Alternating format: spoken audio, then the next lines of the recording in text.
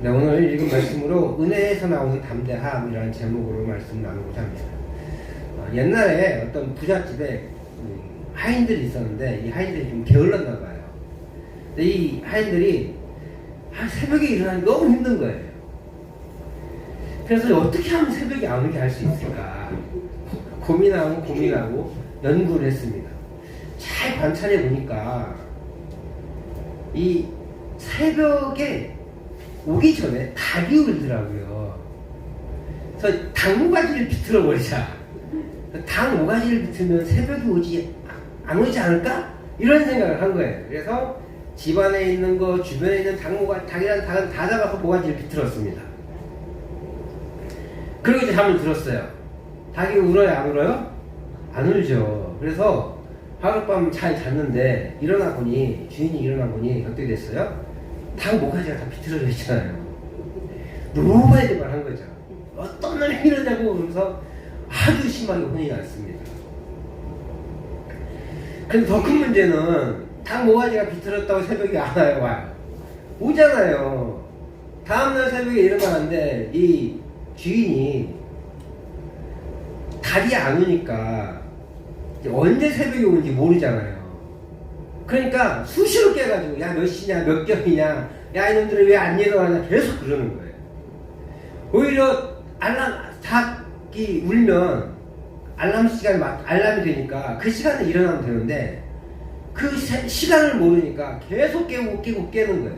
그때마다 주인은 종들을 깨워가지고 위를 시키기도 하고 뭐라고 하기도 하고 하니까 더 잠을 못 자고 고통스러웠다고 합니다. 게으른 하인들이 자신들의 게으름에 더해서 이 아두상까지 더해져 버리니까 고생이 더해졌음을 보게 돼요. 사실 이 말은요 언제 더 유명해졌냐면 1997년도에 김영삼 전 대통령이 79년도에 김영삼 전 대통령이 닭의 모가지를 비틀어도 새벽은 옵니다 이렇게 국회에서 말했어요. 왜냐면 이 양반이 1979년도에 국회의원에서 해임이 돼요. 이제 그때 군사정부가 들어오면서 민주화 운동을 하던 사람들 그 중에 대표 주자가 이제 김영삼 전 대통령과 김대중 전 대통령이잖아요. 그 중에 한 분이었던 김영삼 전 대통령을 이제 바로 힘을 잃게 하기 위해서 국회의원직을 해임시킵니다. 그때 이제 마지막으로 나는 비록 해임되어서 즉 내 모가지는 비틀어졌을지는 몰라도 반드시 민주화는 일어날 겁니다 라는 의미로 사용했어요. 근데 뭐 이렇게 좀 잘못 사용하는 말이긴 하지만 오히려 그 말이 더 유명해지면서 닭의 모가지는 비틀어져도 새벽은 옵니다 라는 말이 쓰임받았는데 원래는 아둔함에 미련함의 아둔함까지 겹쳐져서 게으름의 아둔함까지 겹쳐져서 인과 원인을 잘 몰랐던 사람들의 아둔함을 비유한 말인데 오늘 성경은요 오히려 이미 온 새벽을 닭 모가지를 비틀면 없어질 거라고 착각한 지도자들의 모습을 보여줍니다. 베드로와 요한이 일으킨 기적과 설교는 많은 사람들에게 영향을 미쳤어요. 이미 그 오순절 성령 강림 사건으로 인해서 3,000명이 예수님 믿었잖아요. 그러면서 그 안에 가난한 자들이 없는 구제의 일상들이 많이 벌어졌어요. 그러고 나서 이제 안식일에 매일 기도하는 그 시간에 나누면서부터 걷지 못했던 안진뱅이가 일어서니까 사람들이 너무너무 놀란 거죠. 그때 베드로가 또 자신들의 기적이 아니라 하나님이 일으키신 거다. 너희들이 죽인 그 예수께서 부활하셨고 그분의 이름으로 우리가 이 일을 한 것이다 라고 하면서 하나님께 영광을 올려드립니다. 그러니까 그 설교를 들은 사람 중에 5,000명이 또 예수를 믿게 돼요. 그러니까 지난번에 3,000명, 오늘 5,000명, 합이 8,000명이 된 거예요. 우리 4절 말씀을 한번 같이 읽어보겠습니다. 시작. 말씀을 들은 사람 중에 믿는 자가 많으니 남자의 수가 약 5,000이나 되었더라. 5,000명이 늘어난 거예요. 엄청난 기적들이 막 일어나고 있는 거죠. 이런 모습을 보고 이 종교 지도자들이 감옥에 가둡니다. 그리고 이제 하룻밤 모여서 고민을 하는 거죠. 그리고 이제 다음날 아침 베드로와 요한을 불러서 신문합니다. 근데 너무 똑똑한 거예요. 물론 이제 공부도 못하고 물길이나 하고 있던 사람으로 알고 있는데 나사렛 사람이잖아요. 천동네 사람들이 뭐 선한 게 있겠어요? 라는 생각을 가지고 있는 거죠. 근데 너무 똑똑하니까 말문이 막혀버렸습니다. 그리고 16절에 보면은 이 사람들이 이미 너무 유명해진 거예요. 그래서 기적은 일어나는 분명하고, 그런데 이것을 어떻게 할 수가 없으니까, 그러면 퍼뜨리냐 말게 하자, 퍼뜨리지만 못하게 하자 라고 말하면서 의욕장을 놓습니다. 다시는 그러지 마.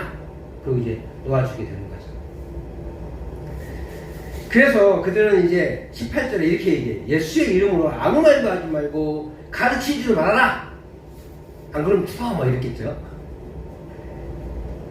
그들은요, 이미 도래한 새벽을 당 모가지 비트는 것으로 막아보려고 한 거예요.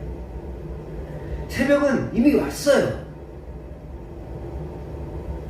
하나님의 나라가 이미 온 거예요.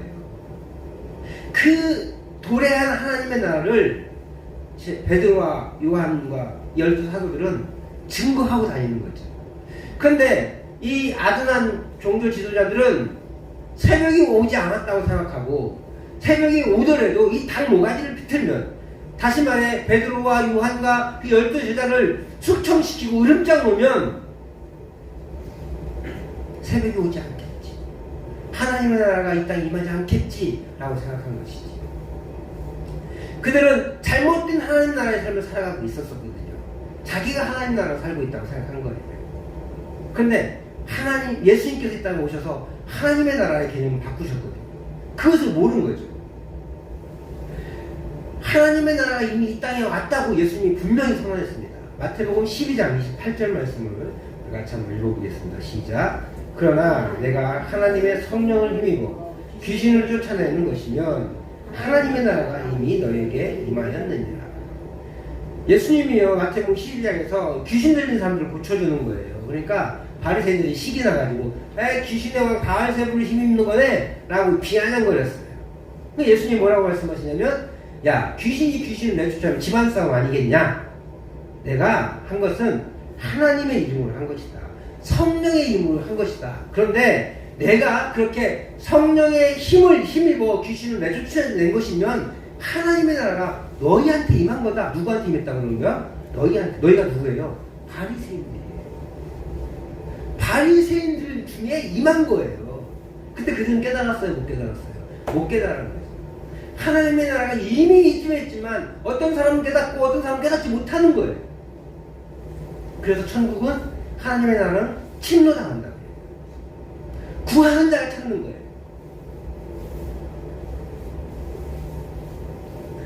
하나님의 나라가 임하였다는 것은 뭐냐면 예수님의 지상사역이 시작했다는 거예요. 예수님의 지상사역이 시작함과 동시에 하나님의 나라가 새로운 개념으로 온 거예요. 그때까지는 이스라엘 나라만 하나님의 나라라고 생각했어요. 그리고 실제로 그렇게 했었고, 사실 하나님은 그렇지 않아요.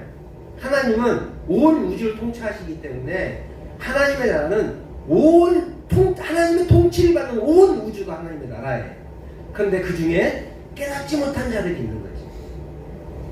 그런데 특별히 이스라엘 민족만 하나님께 선택하셔서 그 민족이 하나님의 통치를 받는 한에서는 하나님의 백성이라고 인정해 주신 거예요.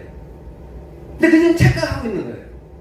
하나님은 하나님의 말씀에 순종하는 사람들, 그 사람들은 하나님의 백성이라고 인정하시는데, 단지 그들이 할례를 받았고 아브라함의 족속일 때인 것만 하나님의 나라 백성이라고 인정한 것이라고 착각한 거예요.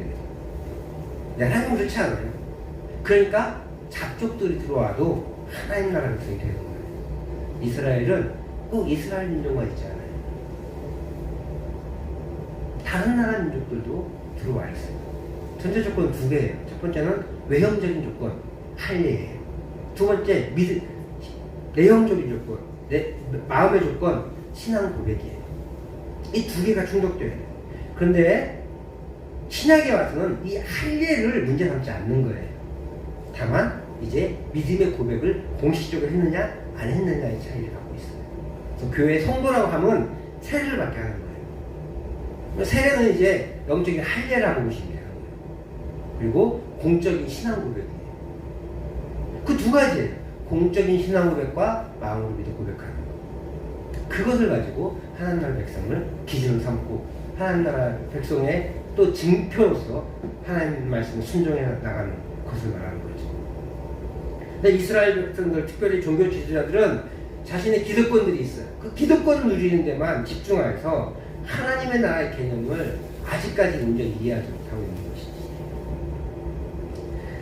그래서 그들의 기득권을 놓치지 않기 위해서, 그리고 잘못된 하나님 나라 생각을 가지고 있기 때문에 제자들이 하나님 나라의 복음을 증거하는 것을 막아야만 했습니다.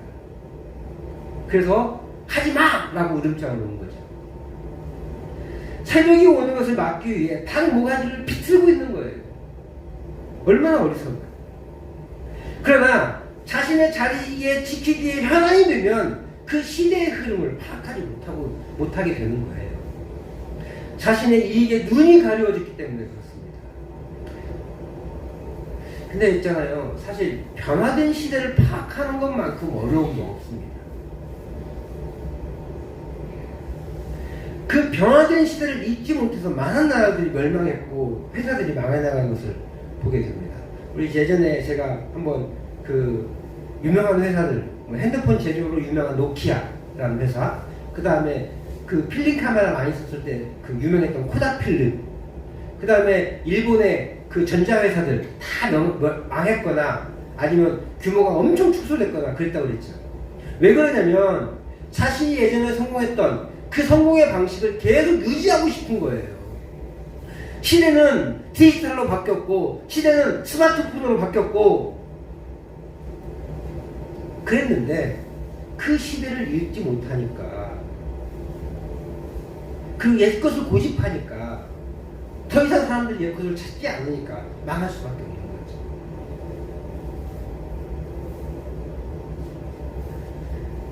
그렇게 장사꾼들인데도 불구하고 시대의 흐름을 읽는다는 것은 쉽지 않습니다. 돈은요, 따라다니는 사람은 돈을 못 번대요. 어느 정도 먹고 살 만큼 되는데, 정말 부자가 되는 사람은 돈이 와서 붙는답니다. 그 사람들은 무슨 말이냐면, 돈의 흐름의 길목을 잘 안다는 뜻이래요. 돈이 와서 붙는데, 그런 사람들은. 뭘 해도 된대, 뭘 해도. 근데, 돈을 추구하는 사람은 뭘 해도 안 돼요. 우리나라 이번에 마스크 많이 팔았잖아요. 지금도 다 마스크 쓰고 계신데, 마스크로 부자 된 사람이 있어요. 근데 마스크로 망한 사람이 있어요. 늦게 따라가니까 마스크가 너무 많은 거예요. 마스크가 또 안 팔려버리네? 너무 많으니까. 그러니까 원가도 제대로 못 가고 시장 진입도 어렵고 이미 너무 많은 마스크 만드는 사람들이 생기니까 오히려 마스크 만들어서 망한 사람도 꽤 많다고 그럽니다.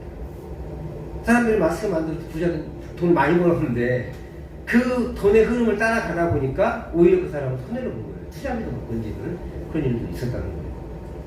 그러니까 돈도 이렇게 선견지명이니까 그 도움이 있어야 돼요. 마스크 갖고는 돈 많이 못 버는데 사실.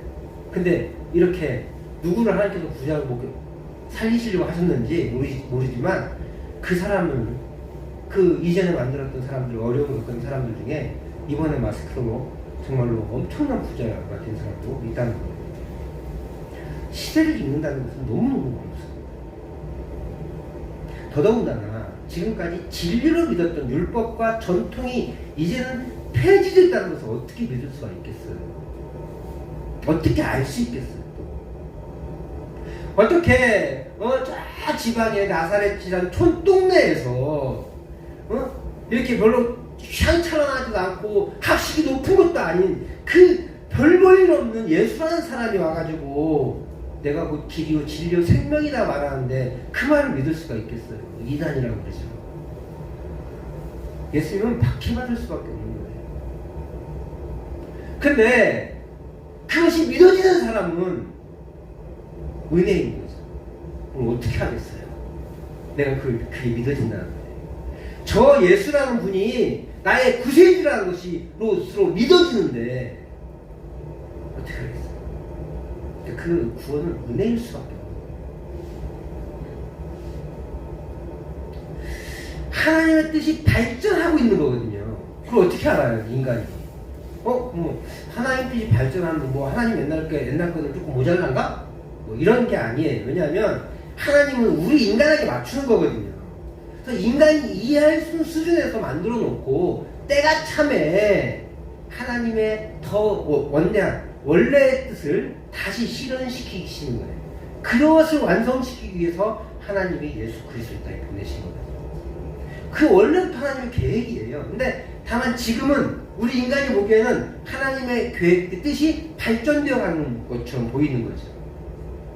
근데 하나님은 단계를 정해놓고 그 구약의 시대는 이런 은혜가 있고 또 신약에 와서는 이런 은혜가 있고 또 예수님이 승천하신 이후에 또 성령의 은혜, 성령의 역사를 통해서 그런 사역들을 이루어가시는 거예요. 근데 인간은 그것을 이해하기가 너무 어렵습니다. 그러므로 우리가 하나님의 뜻 안에 있는 것이 은혜예요. 내가 하나님의 뜻을 받아들이는 건 내가 하는 것 같지만 그렇지 않다는 거예요. 바리새인과 서기관이 예수님의 가르침을 안 받았습니까? 받았거든요. 근데 그 중에 니고데모나 이런 아리마대 요셉이나 이런 사람들은 고민 끝에 받아들여요. 아리마대 요셉은 어때요? 처음에는 숨겼어요. 자신이 공관이기 때문에 국회의원이기 때문에 처음에는 숨겼어요. 근데 예수님이 돌아가신 다음에 안 되겠구나 라고 하면서 자신의 정체성을 믿음을 드러내죠. 니고데모 같은 경우는 요한복음 3번 나와요. 처음에는 고민하고 들어가요. 고민하고 돌아간다고. 처음에는 예수님이 너 가진 것 많아? 다 팔아. 그러니까 고민해서 돌아가요. 두 번째는 어떤 날 예수님이 잡히실 때 심판하니까 야 우리 율법은 사람을 판단하지 않고 함부로 정죄하냐? 그렇게 발언을 합니다. 예수님을 변론하는 거죠. 그래서 사람들한테 책망받아요. 야 너도 예수쟁이야? 찔뜨끔했을 거예요. 마지막에 예수님 돌아가시자 더 이상 자신의 믿음을 숨길 수가 없어서 드러내는 거죠. 그런 사람들이 많지 않아요. 자신의 지위를 포기하지 않고 자신의 재력을 포기하지 않고 이 지위를 누리고자 고민했던 사람. 어쩌면 니고데모처럼 고민했지만 마태복음에 나오는 사람 그 관원처럼 도망가 버리는 그냥 다시 한 예수님께 돌아오지 않는 그런 사람들도 많이 있었을 거예요.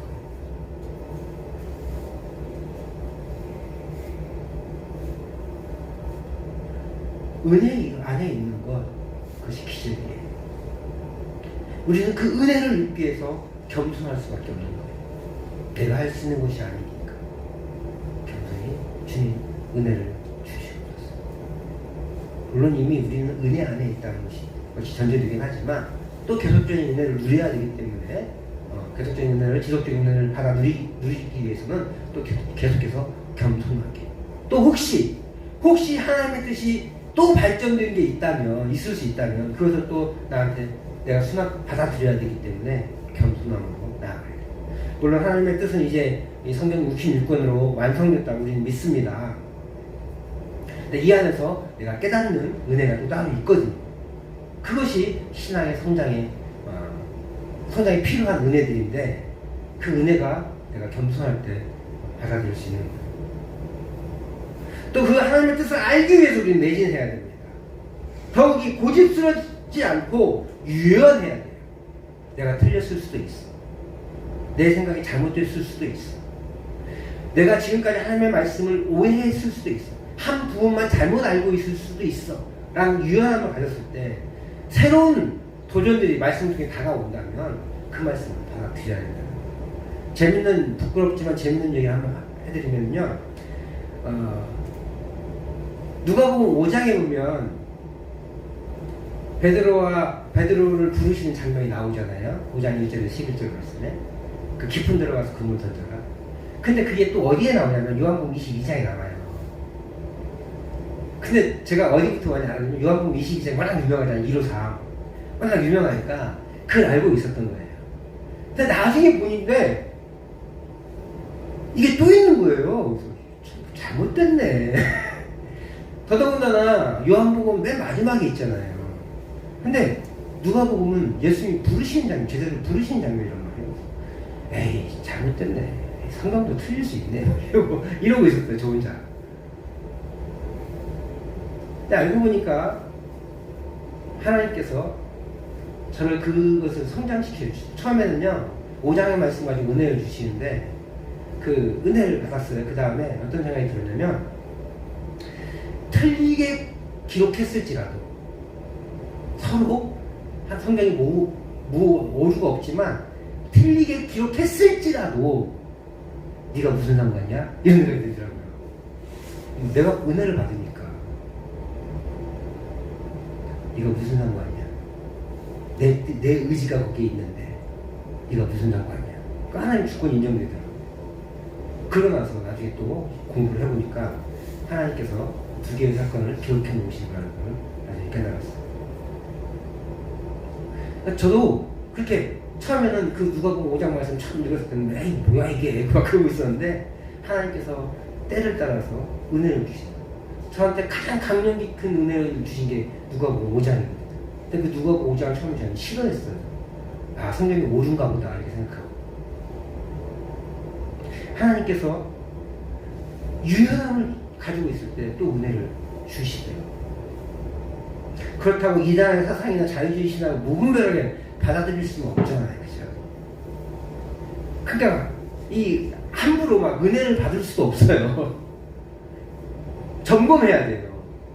이게 올바른 은혜인지 아닌지. 반면 베드로와 요한은요, 이 종교 지도자들의 으름장에도 주눅들지 않습니다. 19절과 20절 말씀 같이 한번 읽어볼게요. 같이 읽어봅니다. 시작. 베드로와 요한이 대답하여 이르되 하나님 앞에서 너희의 말을 듣는 것이 하나님의 말씀을 듣는 것보다 옳은가 판단하라. 우리는 보고 들은 것을 말하지 아니할 수 없다 하니. 베드로와 요한은 그들이 예수님의 행적과 가르침을 직접 보고 들었기에 말하지 않을 수 없다는 거예요. 예수님이 진리심을 알았고 믿었기 때문에 그렇습니다. 그들이 보고 들었던 예수님의 행적과 가르침을 전하지 않고는 견딜 수 없는 거예요. 그런데요, 우리가 종교 지도자들처럼 어떻게 하나님 뜻을 온전히 이해하고 내 고집과 아집을 갖추지 않고 동시에 너무 지나쳐서 하나님을 무시하지 않는 중도의 신앙을 가질 수 있을까?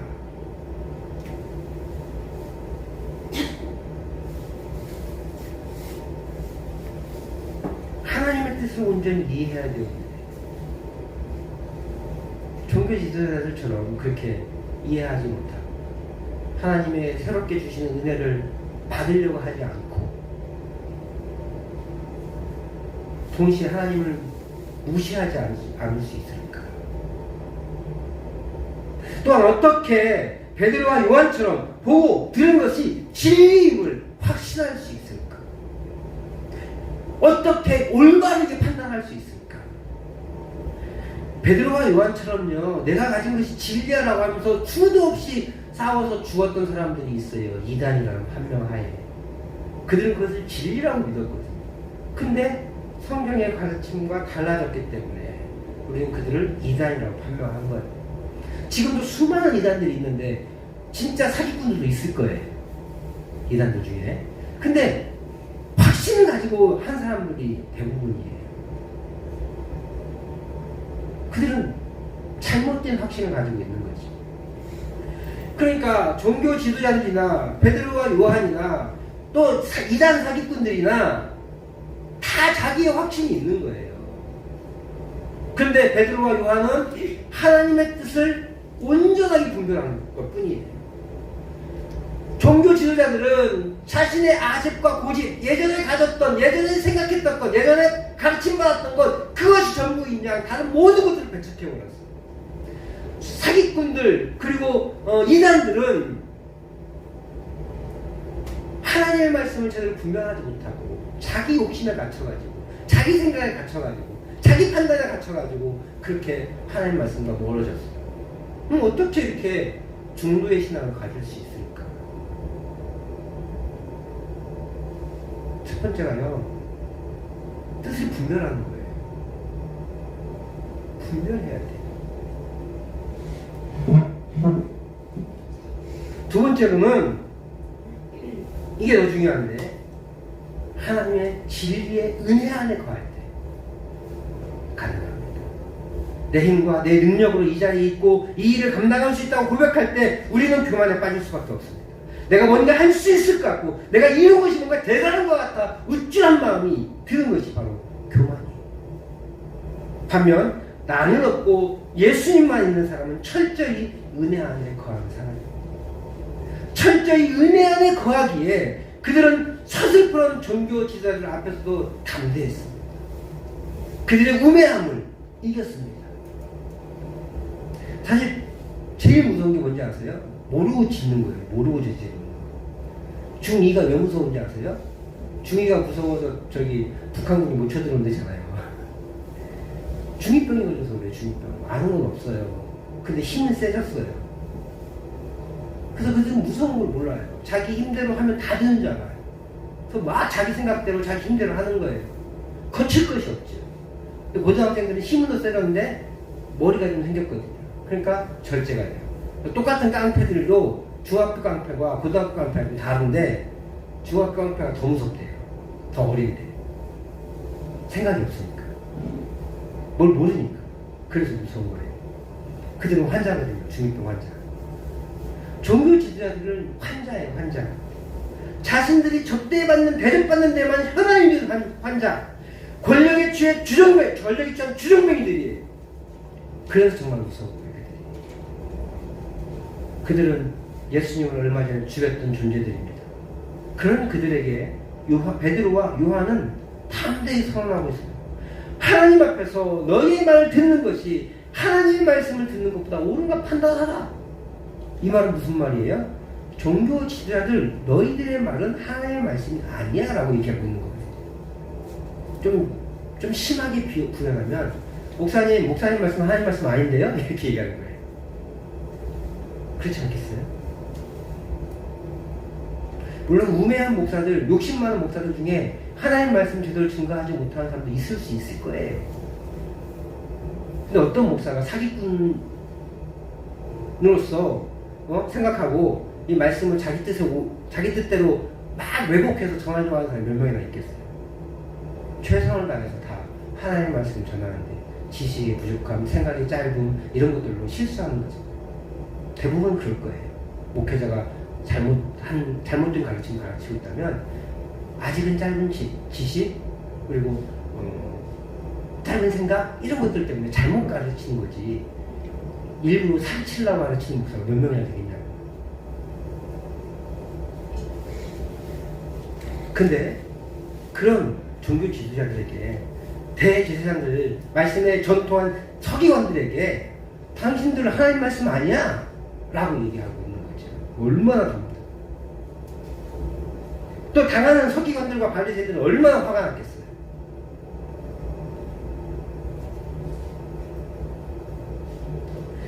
그들 앞에 베드로와 요한은 또 이렇게 말합니다. 우리는 보고 들은 것을 말하지 않을 수 없습니다. 사랑하는 성도 여러분, 믿음의 은혜 안에 거하는 사람은 믿음의 확신이 있습니다.